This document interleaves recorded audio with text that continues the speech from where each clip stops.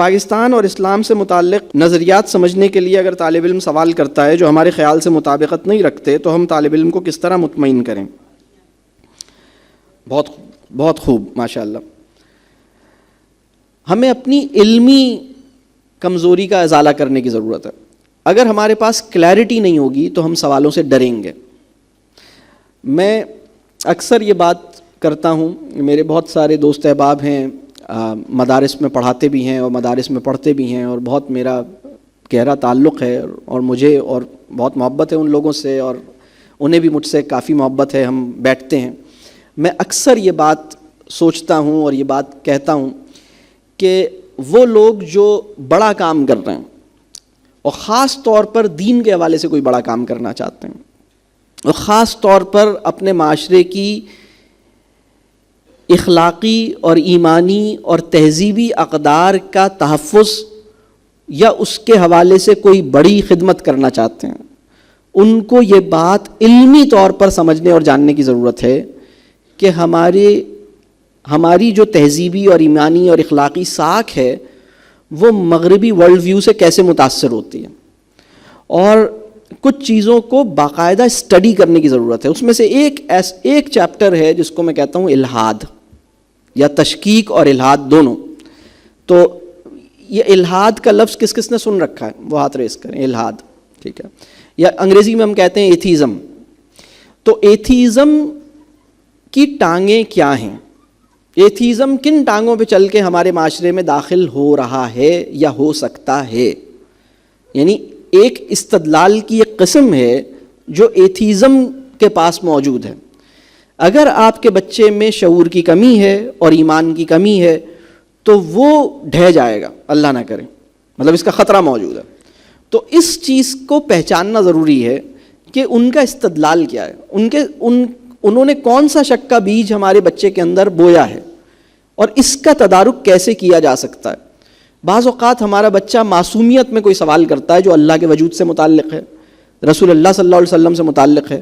یہ ایک فطری تجسس کی بنیاد پر کوئی سوال اس کے ذہن میں پیدا ہو گیا، لیکن چونکہ ہم علم نہیں رکھتے، ہمارے پاس کلیئرٹی نہیں ہے، اور ہم سوال کو اپریشیٹ نہیں کرتے، اور ہم اس کو سمجھتے نہیں ہیں کہ یہ سوال جینوئن ہے، اس کو سامنے آنا چاہیے، اچھا کیا بیٹا آپ نے یہ سوال مجھ سے کر لیا۔ اگر یہ سوال کسی غلط آدمی سے کر بیٹھتا تو کیا کا کیا ہو جاتا۔ تو یہ سوال گھر میں ہونا چاہیے۔ اچھا، اگر آپ کے پاس علم کی کمی ہے تو کم از کم اتنا تو کیجئے کہ اہل علم لوگوں سے جڑنے کی کوشش کریں، اہل علم لوگوں سے جڑنے کی کوشش کریں، یا اہل علم لوگوں سے پوچھئے کہ کچھ ایسی کتابیں جو ضروری ہیں آپ کو پڑھنی چاہیے، آپ کو پتہ لگیں، تاکہ آپ اپنی علمی کمزوری کا ازالہ کریں۔ اگر یہ کام نہیں ہوگا تو سوالوں پہ آپ پریشان ہوں گے۔ تو کوئی بھی سوال، چاہے پاکستان کے بہت سے بچوں کا سوال ہے، پاکستان کیوں بنا، کیا پاکستان بننا ٹھیک تھا، پاکستان بننا غلط تھا، اس طرح کے سوال ہیں۔ پاکستان کے وجود باری تعالیٰ کے بارے میں بھی سوال کر سکتا ہے، وجود پاکستان کے بارے میں بھی سوال کر سکتا ہے، اور اس کے سوال کو برا مانے بغیر اس کے سوال کی معصومیت اور اس کے سوال کے پیچھے جو ایک سیکھنے اور سمجھنے کا دائیہ موجود ہے اس کو اپریشیٹ کرتے ہوئے آپ کو جواب دینے کے قابل ہونا چاہیے۔ لیکن ابھی اس وقت کی صورتحال یہ ہے کہ کوئی بھی بڑا سوال ہم ہینڈل نہیں کر پاتے۔ ایک ہی سوال سن کے خوشی ہوتی ہے کہ بچہ یہ پوچھے ایگزام میں کیا آئے گا، اور ہم یہ بتائیں ایگزام میں یہ آئے گا، ہوم ورک میں کیا کرنا ہے، ایگزام میں کیا آئے گا۔ اس سے ہٹ کے سوال ہونا بند ہو گئے ہیں کلاس روم کے اندر۔ یہ سوال نکلنے چاہیے، بڑے سوال آنے چاہیے۔ تو اپنی علمی سطح کو بلند کرنے کے لیے محنت کرنی ہوگی، جڑنا ہوگا۔ اچھا، ایک سوال یہ ہے کہ should education systems be more careful in choosing the pre primary faculty? Yes of course, بہت سینسٹیو میٹر ہے۔ 2.5 سال سے 5.5 سال کے بچوں کو کون ان کو ہینڈل کرے گا، کون ان کے ساتھ وقت گزارے گا، اس میں بڑی احتیاط کی ضرورت ہے۔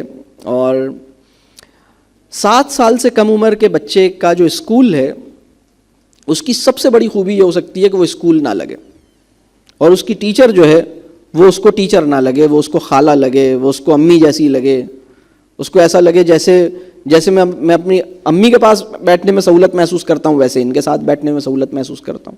ہم نے بہت بوجھ ڈال دیا ہے بچے کے اوپر۔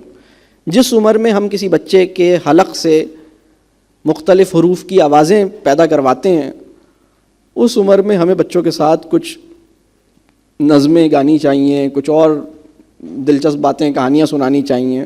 جس عمر میں ہم بچے کو اصرار کرتے ہیں کہ ایف کو سیدھا بناؤ اور لام کو ایسے گول کر کے بناؤ, اس عمر میں جو 5-6 سال کا بچہ ہے, 4 سال کا بچہ ہے, اس عمر میں ہمیں بچے کے ہاتھ میں ایک میگنیفائنگ گلاس پکڑانا چاہیے کہ وہ دیکھے پودوں کو, پھولوں کو, تتلیوں کو پکڑنے کے لیے دوڑے.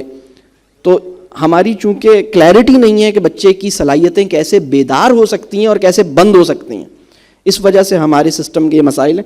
بالکل ٹیچرز کی سلیکشن میں احتیاط کرنی چاہیے, اور ہر ٹیچر کی یہ ذمہ داری ہے اور پیرنٹ کی بھی یہ ذمہ داری ہے کہ وہ اپنی پیریوڈک سائیکولوجیکل اسسمنٹ خود کرتا رہے کہ میں نفسیاتی طور پر ڈسٹرب تو نہیں ہوں. صلاحیت میں زیادہ ہونا, کوالیفیکیشن میں زیادہ ہونا اور نفسیاتی طور پر ٹھیک ہونا دو الگ باتیں ہیں. آپ کو غصہ بہت آتا ہے, آپ بڑی جلدی نا امید ہو جاتے ہیں, آپ کو بڑی جلدی برا لگ جاتا ہے, آپ اوور سینسٹیو ہیں, آپ بات بات پہ ناراض ہو جاتے ہیں, آپ کا موڈ سوئنگز بہت ہوتے ہیں, آپ الجھ جاتے ہیں لوگوں کے ساتھ, آپ کی زبان سے کوئی ایسی بات نکل جاتی ہے جو دوسرے کو تکلیف دیتی ہے. اگر آپ اس طرح کے انسان ہیں تو آپ سے بچوں کو بچانا چاہیے. مطلب بچوں کو ایسے انسان کے پاس, مطلب یہ انسان بچہ خطرے میں ہے.